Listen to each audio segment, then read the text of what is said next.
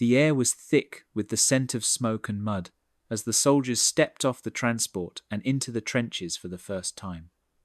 It was the winter of 1914, and the war had already been raging for months. The soldiers had heard stories, read letters, and listened to older men's warnings, but nothing could prepare them for the reality of the front line. They expected the thundering sound of artillery, the shock of enemy fire, and the constant threat of death. But what they didn't expect was the constant rustling in the walls of their new home, the rats. It wasn't the battlefield or the guns that first startled them, but the presence of these creatures that seemed to rule the trenches just as much as the soldiers did. Everywhere they looked, there were signs of rats. The soldiers' feet sunk into the wet earth beneath them, waterlogged and filled with decay. But beneath the mud, behind the sandbags, and in the shadows of their makeshift shelters, the rats made their home. They scurried across the narrow trenches, slipping between the cracks in the wood and along the walls, their beady eyes gleaming in the half-light. At first, the men ignored them, too focused on surviving the war to worry about a few rats. But soon, it became clear that these were no ordinary pests. They were bold, fearless, and, worst of all, hungry. The soldiers quickly discovered that the rats weren't content with the scraps of food left behind. They were after the rations that the soldiers relied on. The men would find their bread chewed through, their biscuits nibbled at, and their meat gone before they could even think to take a bite. But the rats weren't just stealing food. They were after something deeper. As the soldiers huddled in their trenches, listening to the distant boom of shells, they couldn't help but feel a growing sense of unease. The rats, with their numbers swelling daily, seemed to mock the soldiers' own vulnerability.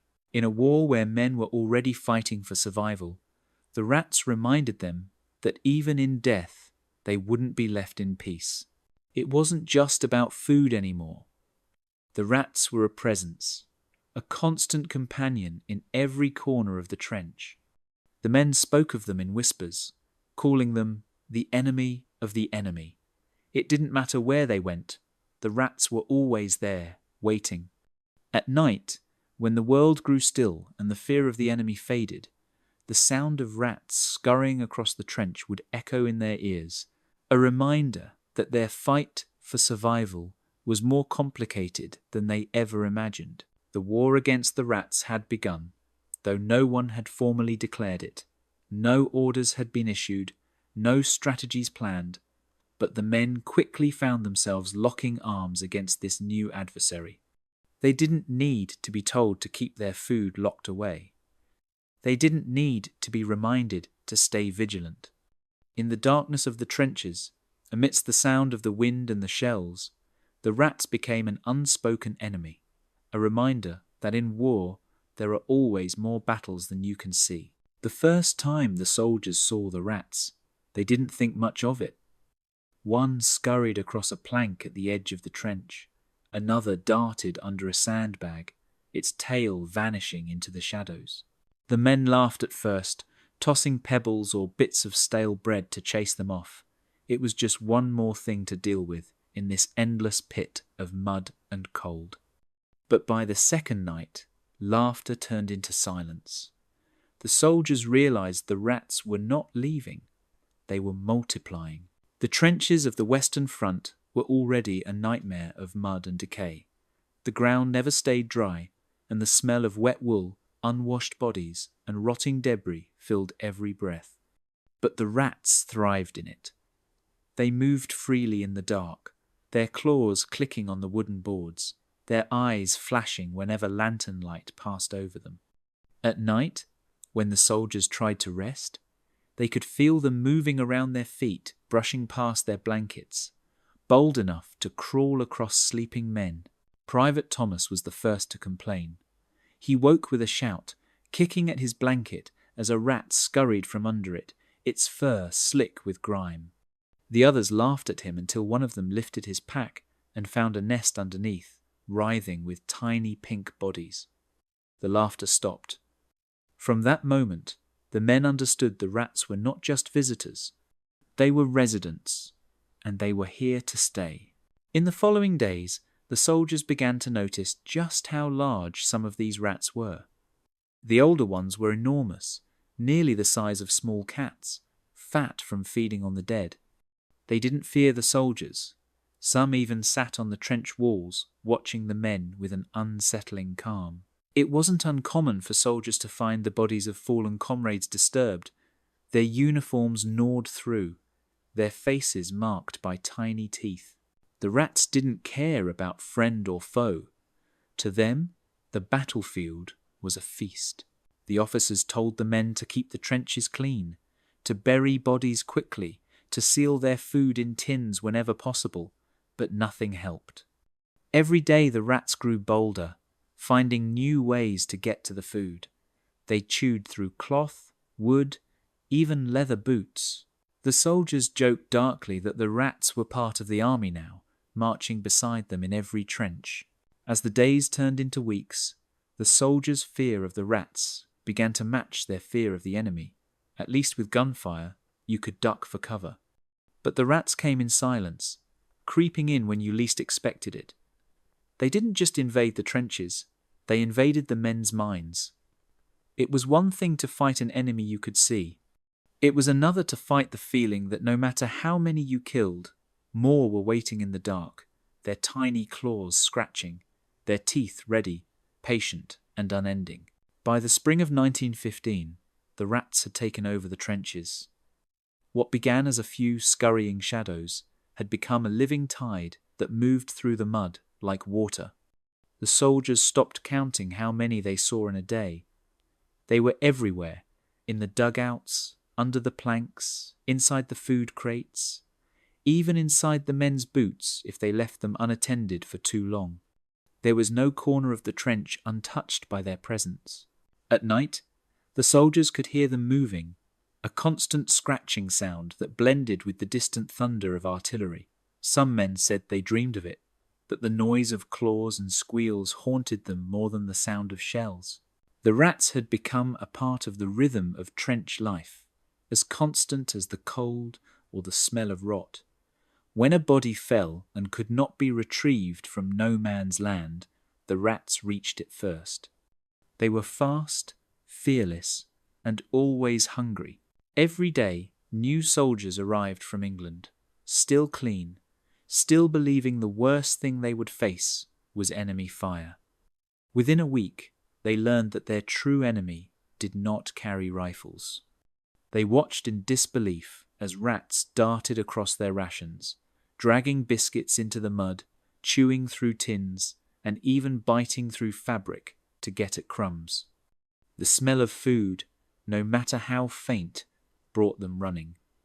Nothing was safe. In the mornings, men would shake out their blankets to find droppings or bite marks. Some woke with small wounds on their hands or feet, where rats had tried to nibble at them while they slept. The men joked about it sometimes, calling them the night patrol, but the laughter always died quickly. It was impossible to feel at ease, knowing the rats were waiting, watching, always close enough to touch. The officers issued orders to clean the trenches, to burn garbage, to bury the dead quickly. But how could they, when the ground itself was too wet to dig deep? The corpses of fallen soldiers often lay just beneath the surface, their presence feeding the growing army of rats. The soldiers did their best, but every attempt felt hopeless. For every rat they killed, 10 more seemed to appear. They said the rats multiplied faster than bullets could stop them.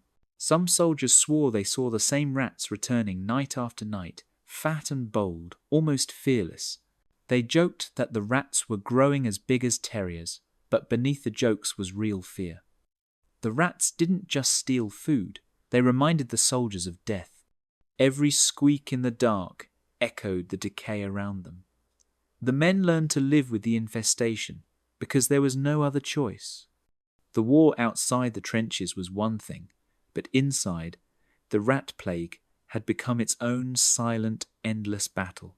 By the time the war reached its second year, the rats were no longer just a nuisance. They had become a psychological weapon. an unseen force that slowly gnawed at the sanity of every man in the trenches. The soldiers fought a war on two fronts, one against the enemy across no man's land, and another against the endless wave of rats that ruled their nights. The constant fear of shells and snipers was already enough to push a man to his breaking point, but the rats added something worse, a creeping, unending dread that could not be fought with bullets. The sound of scratching had become part of the soundtrack of trench life. Soldiers could hear it when the guns fell silent, a reminder that even in moments of calm, something was still alive in the darkness, waiting. They called them the Shadow Army, the creatures that never slept. Some men said the rats followed them wherever they went, crawling through dugouts, chewing through packs, even nesting in their greatcoats when they took them off to rest. The rats were bold enough to run across sleeping soldiers, unbothered by movement or noise. There was no peace, not even in sleep. The officers tried to keep order, to remind their men that the rats were just animals, nothing compared to the enemy across the field. But it was hard to convince anyone of that when you could see them everywhere. A soldier might be cleaning his rifle when one ran across his boots. Another might be eating his rations only to find a rat waiting in the shadows for a crumb. The men began to feel surrounded, trapped not only by barbed wire and gunfire, but by the living swarm that shared their trenches. What made it worse was that the rats thrived on death. After every bombardment, new bodies lay half buried in the mud, and the rats feasted on them. The men saw it with their own eyes. They saw what happened when bodies were left too long. Some tried not to look, but the image stayed with them. They could hear the squealing and the tearing, and it burned into their minds. The idea that the same creatures might crawl over them next made sleep impossible. Some soldiers tried to fight back. They kept clubs near their bunks or threw stones whenever a rat appeared, but it was useless. For every rat they killed, more came from the shadows. The war against them could not be won, and that truth wore on the men. It was one thing to fight an enemy you could hate. It was another to fight something you could never escape. In the end, the rats became part of the identity of trench warfare itself. They represented the filth, the fear, and the endlessness of it all. Soldiers wrote about them in letters home, but even words could not fully describe the feeling of lying awake in the dark, surrounded by the sound of life feeding on death, realizing that in this war, even the smallest creatures had a role to play. By the middle of 1915, the rats had become so bold that soldiers decided they had to fight back. It was no longer enough to curse them or scare them off with boots and shouting. The men were losing sleep, food, and sanity. The trenches were filled with so many of the creatures that some soldiers claimed there were more rats than men. They decided to make war on them in whatever way they could. The first attempts were simple. Soldiers built traps out of tin cans and scrap wood, baited with crumbs or bits of meat. They waited at night with shovels or sticks, hoping to catch a few. Some men took turns sitting up, their rifles ready, aiming not at the enemy across the lines, but at the movement in the corners of the trench. The rats were fast, though, darting out of reach just as a man swung his weapon. Killing one felt like a small victory, but it meant nothing when 10 more appeared by morning. Others tried poison. Small packets of grain soaked in arsenic were scattered through the trenches. For a few days, it seemed to help. Dead rats began to appear near the dugouts, their bodies stiff in the mud. But soon, new ones replaced them. The poison worked only for a moment, and then the survivors learned to avoid it. The soldiers realized that no matter what they did, the rats always adapted. Some battalions even tried to bring in cats. The officers approved it, hoping the natural hunters might make a difference. A few cats were kept as mascots, sleeping on sandbags or curling up beside stoves in the dugouts. They did catch some rats, but it was hopeless against the scale of the infestation. The rats were too many. They moved in packs, and some soldiers swore they had seen rats drive cats away, hissing and swarming together like an army. One night, Private Larkin and his friend decided to hold a rat hunt. They lit lanterns, took turns with shovels, and spent hours chasing the creatures through the narrow walkways. When dawn came, they had killed dozens, but it didn't feel like victory. The next night, the trenches were full again, as if nothing had changed. The men laughed bitterly, saying the rats were winning this war without firing a single shot. In time, the soldiers stopped trying to defeat them. They learned to live with the noise, the smell, and the movement in the shadows. Some even began to give the biggest rats nicknames, as if naming them made it easier to accept that they were part of life now. But the truth was harder to ignore. Every rat they saw reminded them of the world they lived in, one of filth, death, and endless decay. The war against the rats had no end. The trenches belonged to them as much as to the soldiers. The men could fight, trap, and poison all they wanted, but the rats kept coming. In a war that consumed everything, the rats were the one enemy that never seemed to die. By the winter of 1915, the complaints could no longer be ignored. Reports flooded up the chain of command, describing the rat infestation in the trenches. Men were refusing to sleep at night. Rations were being eaten before soldiers could touch them, and disease was spreading faster than the medics could control.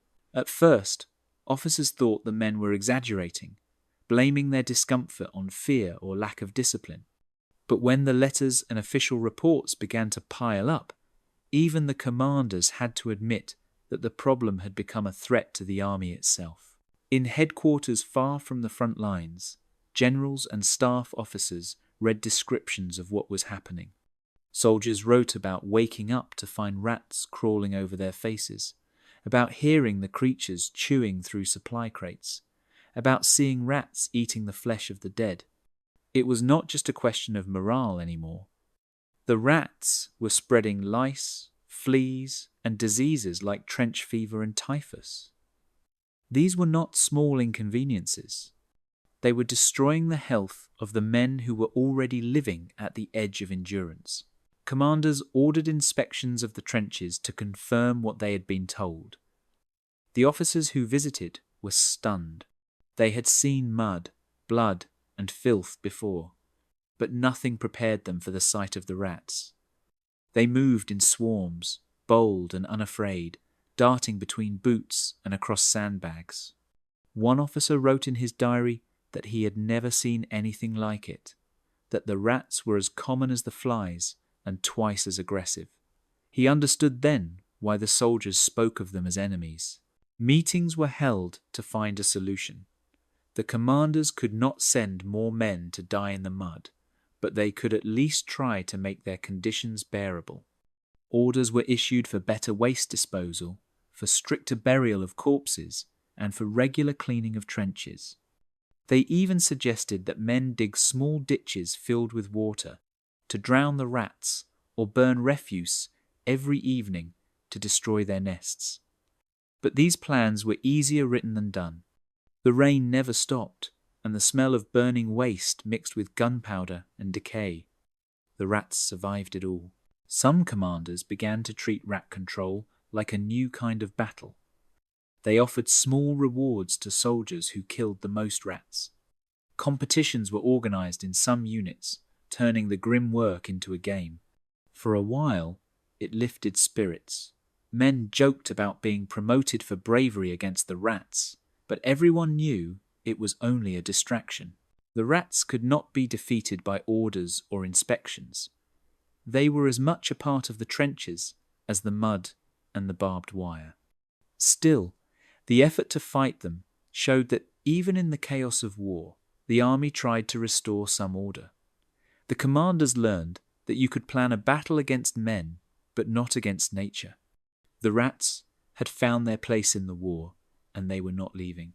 By early 1916, the British and French commands had decided to treat the rats as an official enemy. Reports from the front lines had grown too serious to ignore, describing rats so large and numerous that they could empty a crate of rations overnight or chew through soldiers' clothing while they slept. The generals finally issued orders that a full-scale effort must be made to destroy them. For the first time in history, an army at war with men now found itself at war with rats too. The orders were straightforward. Each unit was to organize daily rat hunts. The soldiers were given traps, poison, and even shovels for smashing nests. They were told to burn refuse regularly and to fill in holes where the rats bred. Official bulletins were sent around, explaining how to mix poison bait using flour and phosphorus, or soak scraps in petrol to drive rats from their tunnels. It sounded scientific on paper, but in the trenches, where mud and death ruled everything, the rats still had the upper hand. The soldiers treated the new war with grim humour. Some called it the Second Front. Rat catching became a strange mix of duty and sport. Competitions sprang up in certain regiments to see who could kill the most in a day. Men counted tails like trophies, laughing through the exhaustion. In some cases, small prizes were offered, a bar of chocolate or an extra ration of tobacco. It wasn't much, but in the middle of the endless cold and noise, it gave the men something to fight that they could actually defeat, even if only for a moment. In one trench near the Somme, a group of soldiers managed to corner an entire nest hidden under a collapsed dugout. They set it on fire, watching as smoke poured out and rats burst forth in all directions, squealing and burning. The men cheered, stomping and shouting as if they had just won a battle. But when night came, the scratching sounds returned. For every nest destroyed, more waited somewhere else. The rats seemed endless, feeding on the dead and breeding faster than the soldiers could kill them. Poison worked for a while, but it carried its own dangers. Some soldiers grew sick from handling it, and the rain washed much of it away before it could do its job. The men learned that the only real weapon they had was persistence. Every day became a routine of killing and cleaning, only to start again at dawn. The commanders praised the effort in reports, claiming that morale had improved, though everyone knew it was only temporary. Still, the fight against the rats gave the men something they had lost long ago, a sense of control. Against artillery and machine guns, they were powerless, but against rats, they could strike back. The war on rats was never truly won, but for a few short weeks, it gave soldiers a reason to laugh, to compete, and to feel human again, even in the filth of the trenches. By 1917, the soldiers had learned to fear the rats as much as the shells. They were everywhere and nowhere, a constant presence that never stopped moving. The war outside the trenches might pause for a few hours, but the war inside never did. Even in silence, when the guns were still and the smoke drifted low over the mud, the sound of scratching and squealing reminded the men that they were never truly alone. The rats were invisible soldiers of their own kind, feeding, breeding, and surviving, no matter what the battlefield became. The soldiers spoke of them as if they were part of the enemy army. Some swore the rats belonged to both sides, crawling across no man's land freely, feeding on the dead of any uniform. It was said that you could shoot a man and the rats would come before his body even went cold. In the darkness, they crossed borders, caring nothing for politics or flags. It was a war within a war, one fought in the shadows, one that no general could win. The fatigue of it wore the men down. They fought the Germans by day and the rats by night. In some trenches, soldiers claimed they could not tell which enemy was worse. The rats did not aim rifles or drop shells, but they stole food, spread sickness, and gnawed at the edges of sanity. The smallest scratch in the night could send a man lurching awake, heart pounding, hand gripping his bayonet. Some fired shots into the dark, only to hit nothing but sandbags. The officers scolded them for wasting ammunition, but fear has no logic when you live surrounded by death. It was the sameness that crushed them most. Every day began and ended the same way, with mud, cold, hunger, and the sound of rats. They had grown so used to their presence that even when one ran across a soldier's chest, he barely flinched anymore. Some stopped caring altogether. They joked that the rats were the true rulers of the front, that they would inherit the earth when the war was over. But behind every joke was exhaustion.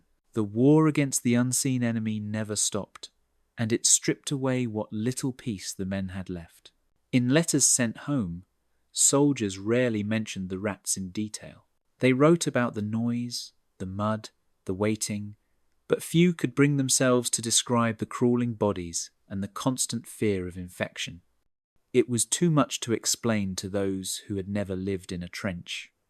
Only those who had been there understood that the rats were not just pests. They were a symbol of the decay that surrounded them, the living proof that war turned the world into something unrecognizable. By the time the war entered its final year, the men no longer dreamed of victory. They dreamed of silence. They dreamed of sleep without scratching, food without teeth marks, and nights without the rustling of rats that had learned to survive better than any soldier could. When the war finally ended in November of 1918, the soldiers who survived began their long journeys home. They carried their medals, their scars, and memories that no one back home could understand. The sound of artillery faded. The smell of gunpowder was replaced by the scent of grass and open air. But one thing followed them back from the trenches: the rats. Not the creatures themselves, but the memory of them. The sound of scurrying claws, the sight of shadows moving in the dark, the feeling of something alive brushing past while they slept. For many men, that memory was impossible to shake. Home was supposed to be safety, but for soldiers who had lived among rats for years, even peace felt strange. Some men woke in the middle of the night, convinced they heard scratching behind the walls. Others flinched at the sound of a rustling bag or the creak of the floorboards. Wives and families watched them with worry, never fully understanding why a simple noise could fill them with such fear. For the soldiers, the war might have ended on paper, but in their minds it had not. The rats were still there, waiting in the silence of their thoughts. The men tried to describe it, but words were never enough. How could they explain the feeling of sleeping beside corpses while rats crawled over them?